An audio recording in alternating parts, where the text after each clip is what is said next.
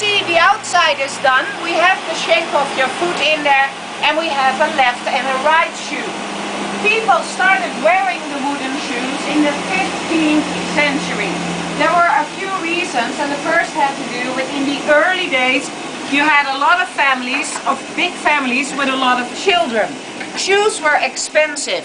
This was a very cheap way to have everybody wear a pair of shoes.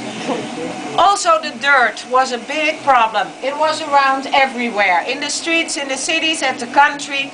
We used to have a special sock to wear in the wooden shoe. When people got home, they walked into their house on their socks, leaving the shoes and thereby the dirt outside.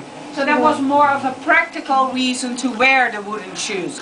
But there were also a lot of professional groups who had their own wooden shoes, and these are my absolute favorite. I don't know if anybody noticed anything different about these shoes. No. No? Oh, I'm gonna tell you, the heel. The heel, yes, is at the front instead of the back, so they're turned around. Why? Well, these are worn by smugglers. In the early days, a smuggler mostly worked from the beach. We all know that if you walk on the beach, your footprint stays behind in the sand. So you're very well traceable. Of course, smuggling is not allowed. So there's a good chance that the police comes looking for you. But with these, you always send the police in the wrong direction. Because the police thinks you're walking that way, so they're following you that way, but you're not walking that way, you're walking that way. So bye-bye police. You have to promise me one thing though, I still wear them and I don't want the police come looking for me, so please don't tell this to anybody else. Okay, the smugglers.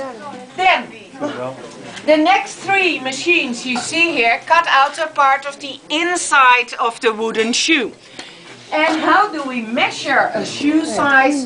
Well, that's very simple. For that we use centimeters.